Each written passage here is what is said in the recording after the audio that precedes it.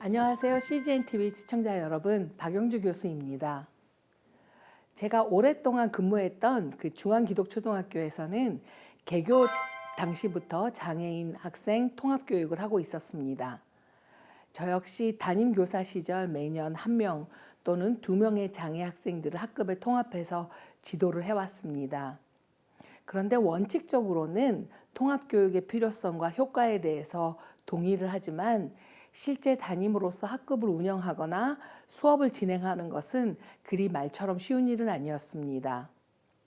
장애 학생이 가진 독특성이나 가능성보다는 일단 겉으로 드러나는 문제점들을 대처하는 데 제 에너지가 소비되었기 때문입니다.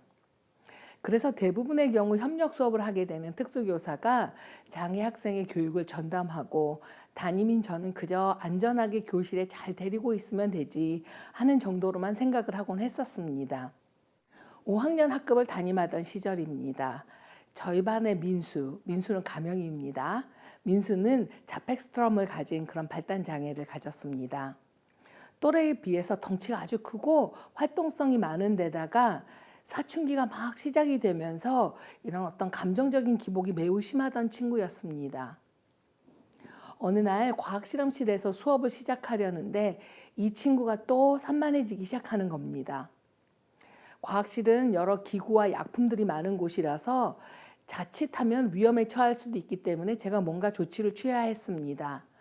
그래서 저는 급한 김에 별 생각 없이 위험하지도 않은 몇 가지 실험 도구들을 조별로 친구들에게 나눠주라 그러면서 그 도구가 들은 바구니들을 민수를 불러서 건네주었습니다. 사실 저는 그 친구의 행동을 제어할 목적으로 무심코 한 행동이었습니다. 그런데 그때 민수의 표정을 잊지 못합니다. 그렇게 난리를 피우던 그런 아이가 표정이 갑자기 밝아지면서 정말 기꺼이 그리고 정성스럽게 도구들을 하나하나 친구들에게 건네주는 것이 아닙니까? 방금 전까지 알아들을 수 없는 소리를 혼자 중얼거리며 과학실을 위험스럽게 돌아다니던 아이가 자신에게 주어진 임무를 모두 마치자 정말 자부심이 가득한 표정으로 나를 수업 내내 응시하고 있었습니다. 마치 제가 뭔가 다시 자신에게 부탁이라도 해주기를 간절히 바라는 듯 보였습니다. 제대로 표현해내지 못했지만 민수는 아마 자신이 그저 교실에서 아무 의미 없이 빈둥거리다가 집에 돌아가곤 했다는 사실을 의식하고 있었던 것 같습니다. 그러다가 처음으로 의미 있는 일이 자신에게 주어졌을 때 정말 그 아이가 기뻐했었던 것 같습니다. 제가 왜 그 마음을 진작 헤아리지 못했을까요? 저는 그저 외적으로 드러난 민수의 행동만으로 그 아이를 판단하고 또 그러고 저는 교사로서 뭐 다른 거 특별히 해줄 것이 없다고 생각을 해버렸습니다. 그저 하루하루 무사히 교실에 데리고 있는 것만으로도 제 책임을 다했다라고 생각했었습니다. 그런데 하나님께서는 그 순간을 통해서 나를 교육하셨던 것입니다. 그 뒤로 민수는 내내 저에게 가장 충실한 수업 보조교사가 되어 주었습니다. 다른 아이들은 수업 시간 외에는 저에게 별 관심도 두지 않고 자기들끼리 놀기 바빴는데요. 그리고 저를 의식하지 않았지만 민수만큼은 늘 저를 바라보고 제 곁에 머물었습니다. 그리고 언제든지 제가 원하면 저에게 달려와서 도와줄 준비를 하고 있었습니다. 그리고 그 아이가 언제나 저를 바라보고 있다는 사실이 교사인 저에게도 큰 위로가 되었습니다. 저는 사실 그 불편한 상황을 모면해 보려고 무심코 민수에게 다가섰는데 그것이 그 아이의 마음을 얻는 기회가 되었던 것입니다. 이제는 성인이 된 민수는 여전히 장애를 가졌지만 독특하고 창의로운 방법으로 그림을 그리는 화가가 되었습니다. 언젠가 그 친구의 작품 전시회에서 다시 만나게 되었을 때요. 졸업한 지 10년이 넘었을 때인데도 불구하고 저를 먼발치서부터 알아보고 다가와서 저를 덥석 안아주더라고요. 오랫동안 수많은 아이들을 만나고 가르치면서 그들 내면의 진정한 필요보다는 드러난 문제점들을 저의 잣대에 의해서 판단하고 구분지어 버리곤 했습니다. 일반적 의미에서 공부를 좀 잘하고 단정하고 교사들에게 예의 바르게 행동하는 아이들에게 자연스럽게 더 제 주의를 주곤 했습니다. 그러나 경력 있는 모든 교사들이 이구동성 인정하는 사실이 하나 있습니다. 그것은 소위 모범적인 학생들은 거의 대부분 졸업과 동시에 교사와의 인연이 끝이 납니다. 그런데 가끔이라도 안부 전화를 해주고 스승의 날이면 찾아와 주거나 하던 그 아이들은 10중 8구는 학교에 다니는 동안 문제성을 보이던 학생이었습니다. 그걸 모르는 것도 아닌데도 저는 자연스럽게 학생들의 외적인 모습에 의해서 그들을 판단하곤 합니다.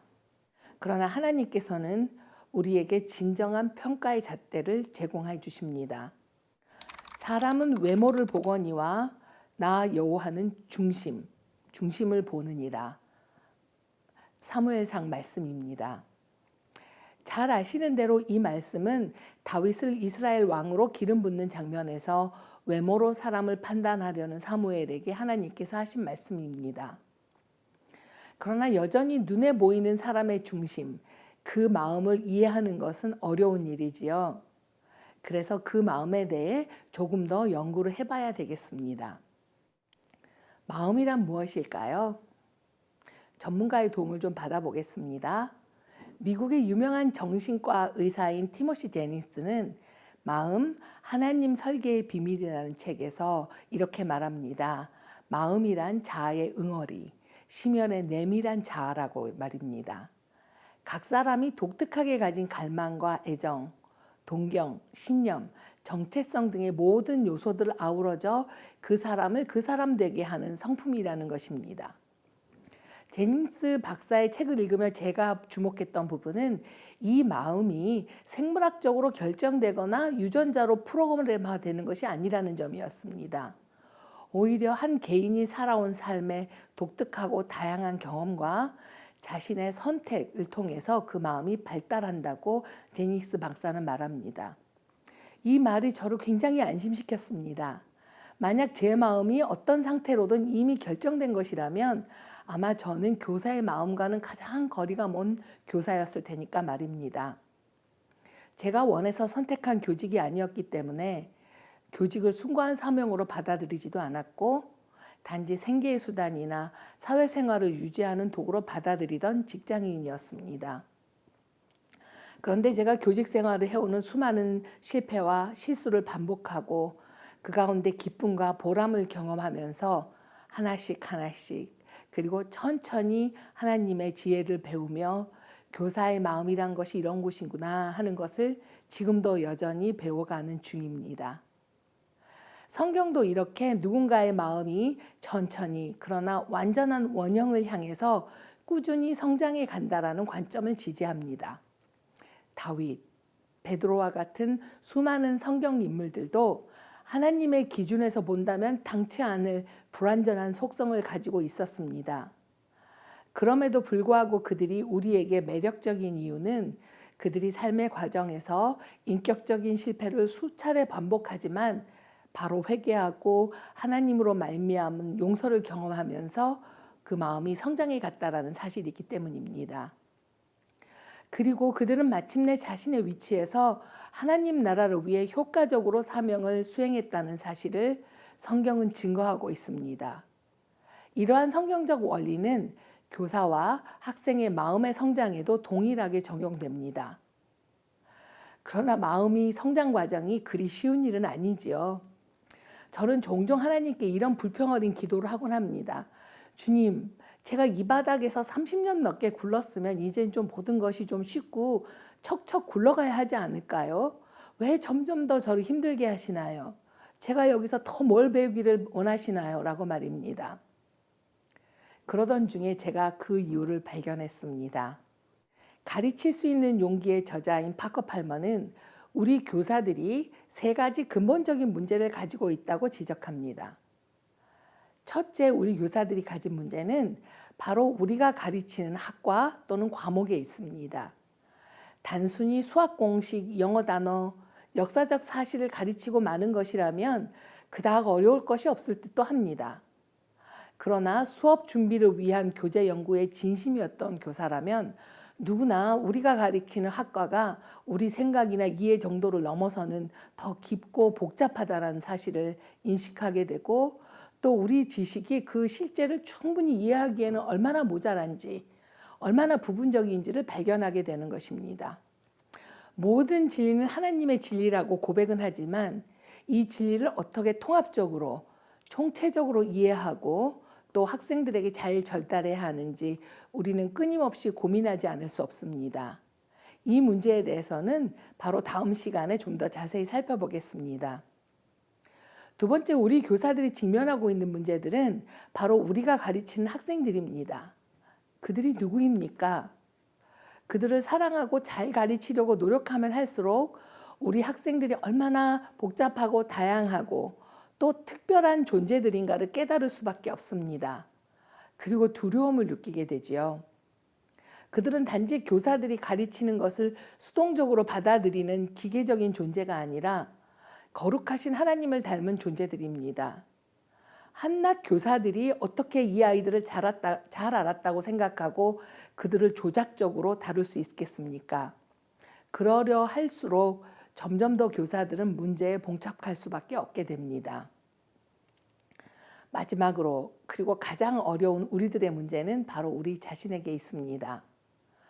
저는 사실 가르치는 기술만 있으면, 또 가르치려는 과목에 대해서 어느 정도 지식만 있으면 초등학생 때쯤이야 쉽게 가르칠 수 있다고 자부를 했던 사람입니다.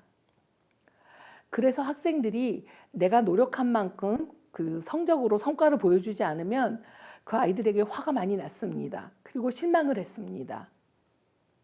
저는 효과적인 교수법이 없을까 연구를 많이 한 편에 속하는 교사입니다.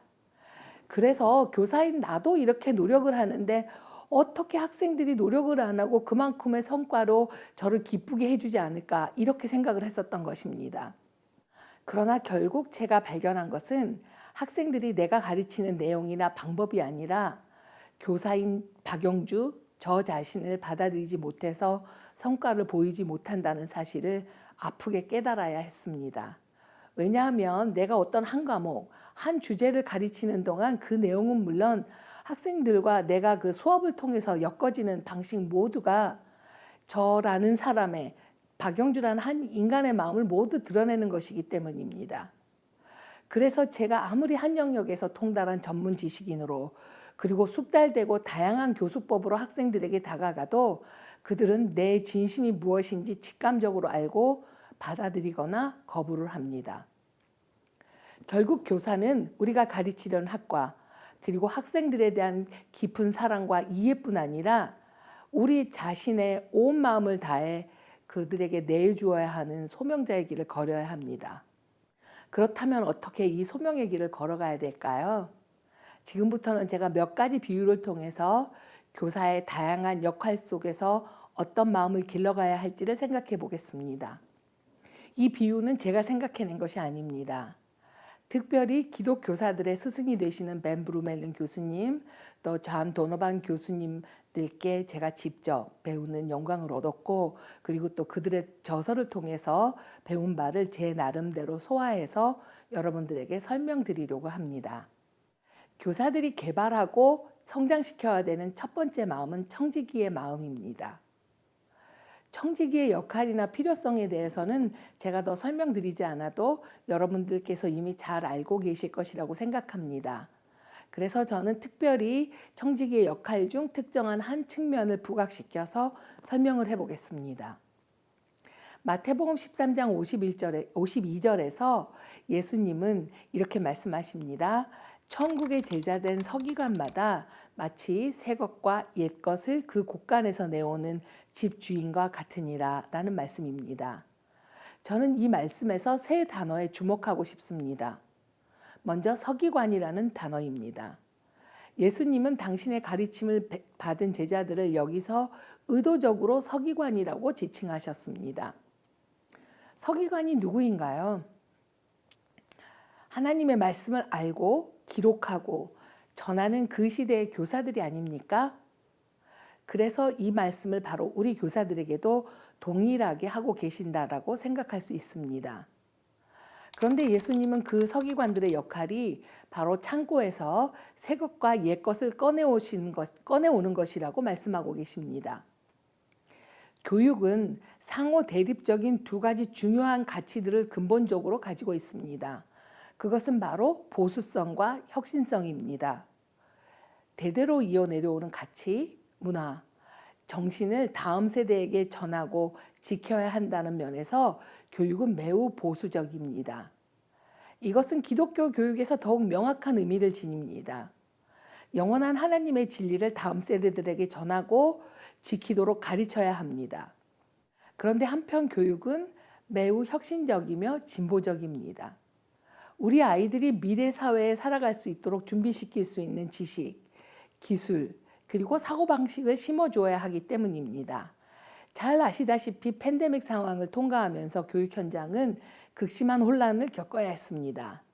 그동안 막연히 온라인 교육에 대한 필요성을 느끼면서도 시도할 엄두도 내지 못하고 있다가 어느 날 갑자기 기존 수업의 틀이 모두 바꾸어 갑자기 전폭적으로 온라인으로 바꿔야 했으니 말입니다.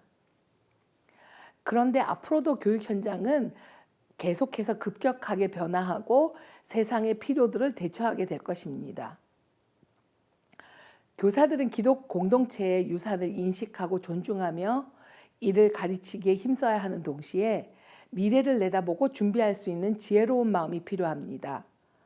청지기가 집안을 잘 관리하기 위해 새 것과 옛 것을 잘 관리하고 또 적절하게 꺼내와서 활용하는 것처럼 교사된 우리도 과거의 전통을 존중하고 자부심을 가지고 또 그 탁월함을 인정하면서 동시에 미래 사회에 대한 도전의식과 창의적인 탐구심을 가질 수 있도록 우리의 학교라는 이 교육 현장이라는 창고를 제대로 관리하고 가르칠 수 있는 분별력 있는 마음을 개발해 가야 할 것입니다.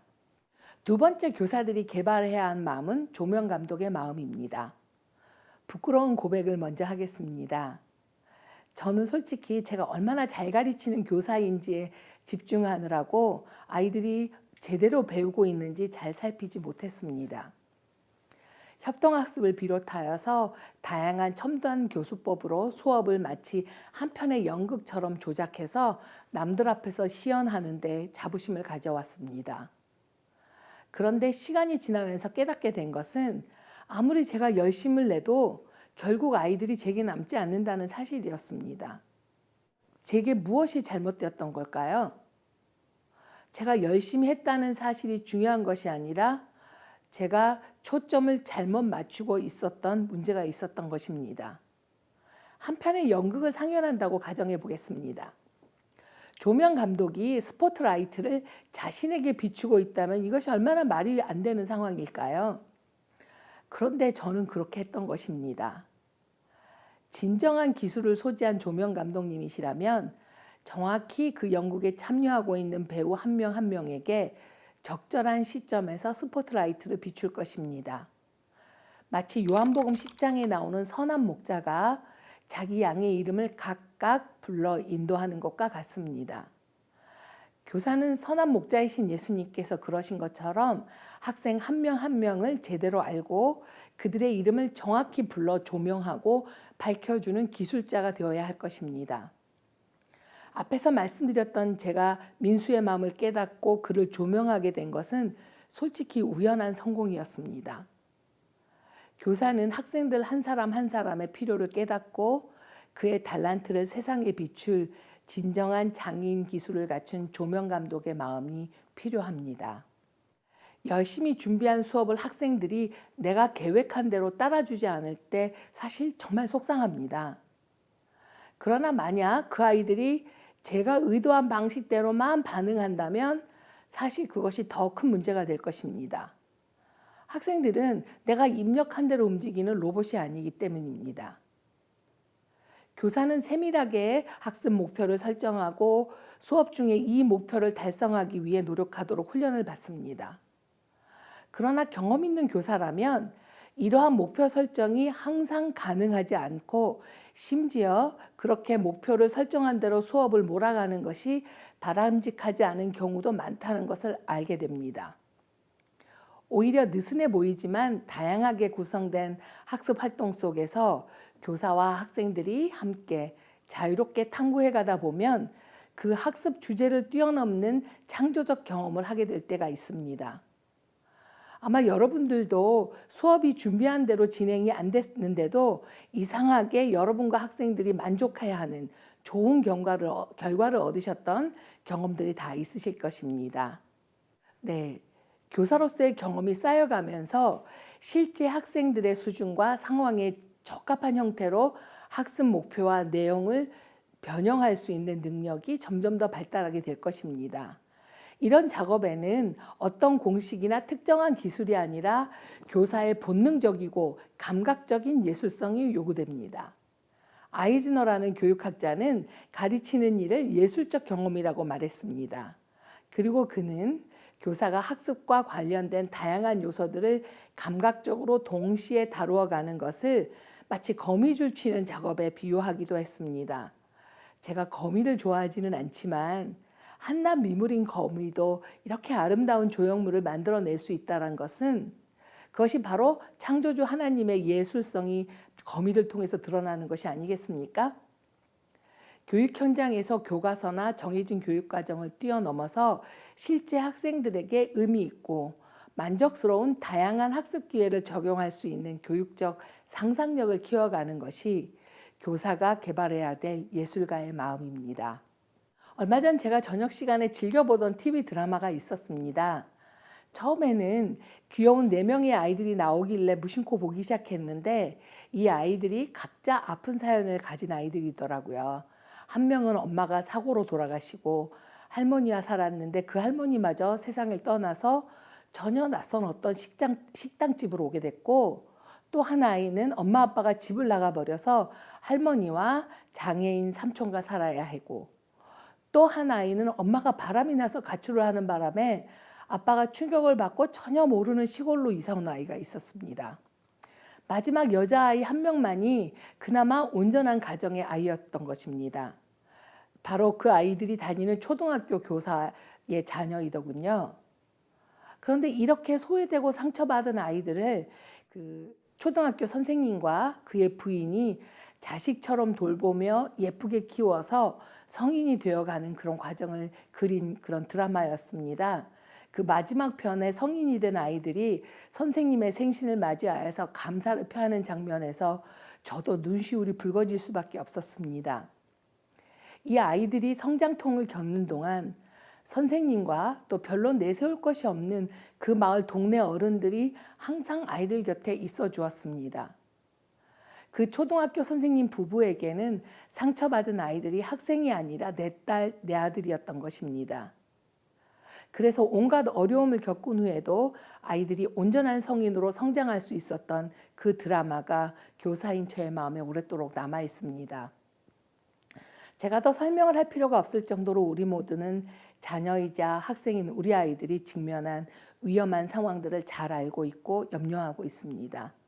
비근한 예로 아동학대, 성범죄 등에 얼마나 쉽게 아이들이 노출되어 피해를 겪고 있습니까? 외부의 공격뿐 아닙니다. 정신적, 정서적 위험들이 도처에 난무하고 있습니다. 그런데 아이들의 특성이 무엇입니까? 그것은 뭘 잘 모른다는 특성이라는 것입니다. 그 분별력이 아직 제대로 발달하지 못한 어린 아이들은 그 위험이 무엇인지 잘 인식하지 못하는 경우가 많다는 것입니다. 이것이 더 문제가 되고 있습니다. 그래서 아이들에게는 목자의 마음을 가진 교사가 필요합니다.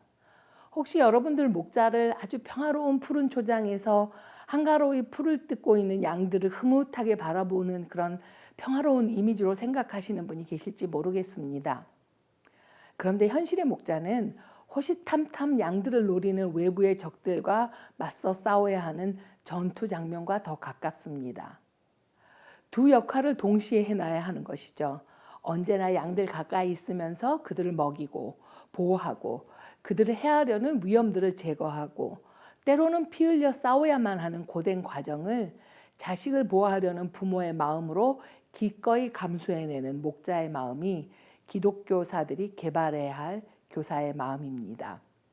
역사와 시대에 따라 교사에 대한 인식도 많은 변화를 겪었습니다.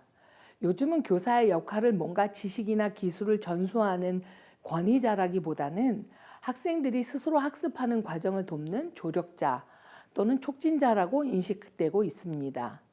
그래서 예전같이 단지 교사라는 직위 때문에 존중받겠다라는 생각을 하는 교사들은 아마 아무도 안 계실 것입니다. 그렇지만 우리도 연약한 인간에 불과하기 때문에 가끔은 아이들이 서운할 때가 있습니다. 예를 들어서 초등학교 담임으로 1년 내내 함께했던 아이들이 해가 바뀌어 다른 담임 선생님으로 담임이 바뀌면 저에게는 인사조차도 건성으로 하고 자기 담임에게 뛰어갈 때 분명히 저는 많이 서운하더라고요. 이런 경우는 그나마 괜찮습니다.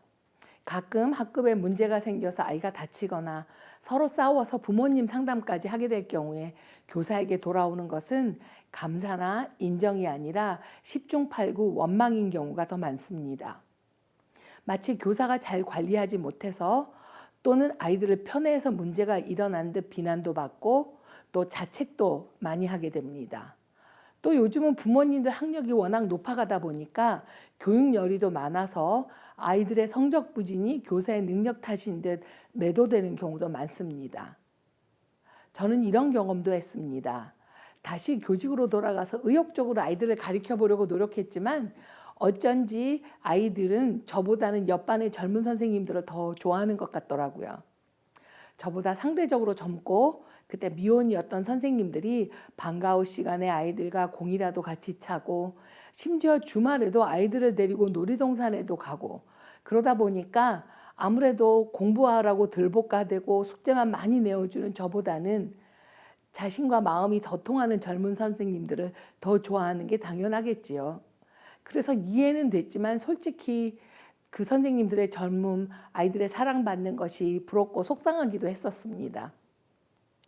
그런데 저의 이런 불평은 사실 아무것도 아닙니다. 예수님은 어떠셨나요? 십자가에 달리신 예수님 곁에 제자들은 아무도 남아있지 않았습니다. 예수님께서는 육체적 아픔뿐만 아니라 그 소외감, 외로움까지도 더 처절하게 견디셔야 했을 것입니다.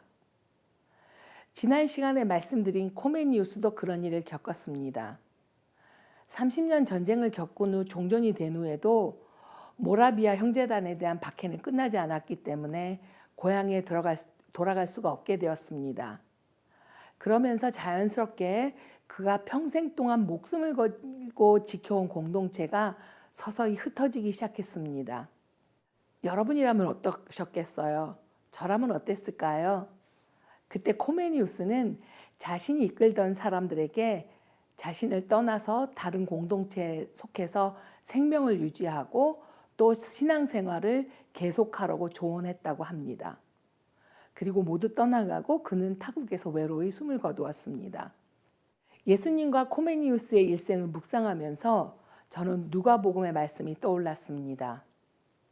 이와 같이 너희도 명령받은 것을 다 행한 후에 이르기를 우리는 무익한 종이라 우리가 하여야 할 일을 한 것뿐이라 할지니라.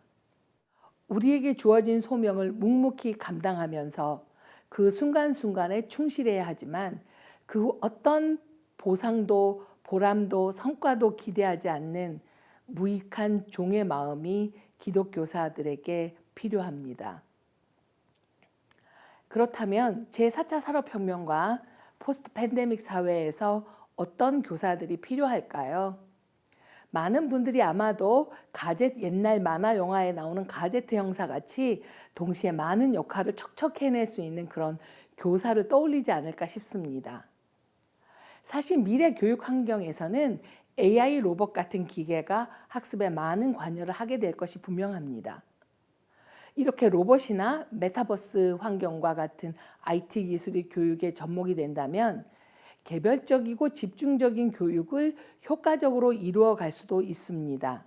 저 개인적으로도 이러한 교육 환경에 대해서 굉장히 관심이 많고 연구도 하고 있습니다. 그러면 인간 교사는 필요하지 않을까요? 제 예상은 Yes와 No입니다. 아마도 인력 배치와 구조 조정은 분명히 일어날 것입니다. 학적 관리 등 많은 부분들을 인공지능이 대체하게 될 것입니다. 또 다양한 IT 기술들을 활용해서 학생들의 공부를 지원하게 되면 학생 스스로 자발적인 학습이 많이 이루어지게 되었기 때문에 예전처럼 교사들이 일일이 손을 댈 영역이 줄어들게 될 것입니다. 자연스럽게 온라인과 기계적인 면을 익숙하게 다루기 힘들어하는 교육 인력들이 도태될 것이 분명합니다. 그러나 그 어떤 기술 문명으로도 대체할 수 없는 교사가 여전히 아이들 곁에 남아 있어 줘야 할 필요가 있습니다.